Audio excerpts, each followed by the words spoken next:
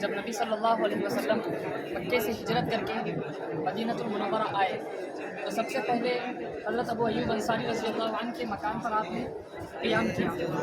اور حضرت ابو ایوب انصاری رضی اللہ عنہ کے مکان کے سامنے ایک خالی جگہ تھی جو کہ 2 یتیم بچوں کی تھی، اور وہ یتیم بچے حضرت سہل اور سہیل رضی اللہ عنہما تھے۔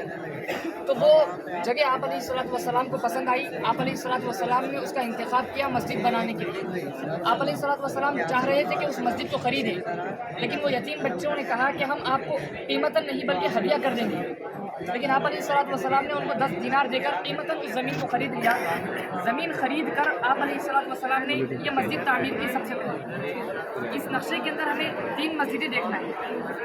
تو سب سے پہلے یہ آپ علیہ الصلوۃ والسلام نے مسجد بنائی، اور جب تک آپ علیہ الصلوۃ والسلام مکے کے اندر تھے تو وہاں بین القبلتین یعنی بیت المقدس اور مکۃ المکرمہ کے درمیان رک کر کے آپ نماز پڑھا کرتے تھے، لیکن جب مدینہ منورہ آپ ہجرت کر کے آ گئے تو یہ چیز یہاں پر دشوار ہو گئی، مشکل ہو گئی۔ جب یہ چیز یہاں مشکل ہو گئی تو اللہ تعالیٰ نے آپ علیہ الصلوۃ والسلام کو حکم دیا کہ بیت المقدس کی طرف رک کر کے نماز پڑھیں۔ تو پھر آپ علیہ الصلوۃ والسلام بیت المقدس کی طرف رک کر کے نماز پڑھنے لگے، اور بیت المقدس کے بالکل سامنے صفہ چبوترا ہے، اور یہ صفہ چبوترا صحابہ رضی اللہ عنہ مجمعین جو ہجرت کر کے مدینہ آئے تھے، جو غریب تھے، ان کے لیے آپ علیہ الصلوۃ والسلام نے رہنے کے لیے بنوایا تھا۔ پھر اسی کے ساتھ اس مسجد کو آپ علیہ الصلوۃ والسلام نے جس وقت تعمیر کیا، 2 حجرے حضرت عائشہ حضرت سودا رضی اللہ عنہما کی بھی تعمیر کی، اور اس سے پہلے آپ علیہ الصلوۃ والسلام حضرت ابو ایوب انصاری رضی اللہ عنہ کے مکان پر رہتے تھے۔ یہ سب سے پہلے مسجد آپ علیہ الصلوۃ والسلام نے بنائی۔ اس کے بعد آپ علیہ الصلوۃ والسلام دوسری جو ہے مسجد کے اندر توسیع کی، اور یہ توسیع اس وقت ہوئی جب آپ علیہ الصلوۃ والسلام غزوہ خیبر سے آئے۔ غزوہ خیبر سے آنے کے بعد جب مسلمان بہت سارے لوگ اسلام میں داخل ہونے لگے تو جگہ اب وہ ناکافی ہو گئی،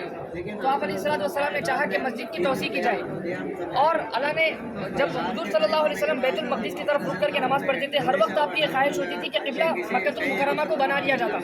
اللہ نے قرآن میں کہا کہ فَلَنُوَلِّيَنَّكَ قِبْلَةً تَرْضَاهَا، آپ جس کو پسند کرتے ہیں ہم آپ کو طرف پھیر دیتے ہیں۔ تو اللہ نے آپ کو جو ہے مکے کی طرف رک کر کے نماز پڑھنے کا پھر حکم دے دیا، آپ صرف بیت المقدس کی طرف 16 یا 17 مہینہ رک کر کے نماز پڑھیں، اس کے بعد مکے کی طرف قبلہ کر دیا گیا۔ اور یہ غزوہ خیبر کے بعد جب مسجد کی توسیع ہوئی تو اس وقت 2 کمروں کے بجائے 4 کمرے ہو گئے، 2 کمروں کا اضافہ کر دیا گیا، حضرت فاطمہ رضی اللہ عنہ کا، حضرت حفصہ رضی اللہ عنہ کا۔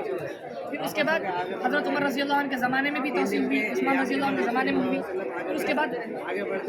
ولید بن عبد الملک کے زمانے میں توسیع ہوئی، جن کے زمانے میں 4 مینار بنائے گئے، مسجد کے ہر طرف ایک مینار لگایا گیا۔ اس کے بعد دور خلافت میں خلافت عثمانیہ کے زمانے میں ہرا گنبد بنایا گیا۔ گنبد اس سے پہلے تھا لیکن گنبد بیضاء کے نام سے تھا، یہاں پر گنبد خضرا کے نام سے ہوا، اور اس توسیع کے اندر حجرے اور آپ علیہ الصلوۃ والسلام کا جو روضہ تھا وہ مسجد کے اندر شامل کر لیا گیا، کیونکہ مسجد لمبی ہو گئی تھی۔ اور وہ جو گنبد بنایا گیا یہ وہ ہے جہاں آپ علیہ الصلوۃ والسلام توسیع سے پہلے امامت کرتے تھے، جہاں کھڑے ہو کر، اور توسیع کے بعد وہاں پر ایک نشان بنا لیا گیا کہ یہاں آپ علیہ الصلوۃ والسلام کھڑے ہو کر امامت کرتے تھے۔ اور اس کے بعد جب ہم مدینہ منورہ جاتے ہیں تو دیکھتے ہیں کہ وہاں ایک باب السلام نامی ایک دروازہ نظر آتا ہے، تو وہاں سے لوگ جاتے ہیں، داخل ہو کر یہاں آپ علیہ الصلوۃ والسلام پر سلام پڑھتے ہیں۔ سلام پڑھنے کے بعد یہاں باب البقیع نامی دروازے سے باہر نکلتے ہیں تو فوراً یہاں پر جنت البقیع نظر آتا ہے، اور جنت البقیع پہلے اس مسجد سے پہلے شہر کے بہت باہر تھا، لیکن جب اس مسجد کی توسیع ہوئی تو یہ مسجد سے بالکل متصل ہو گیا۔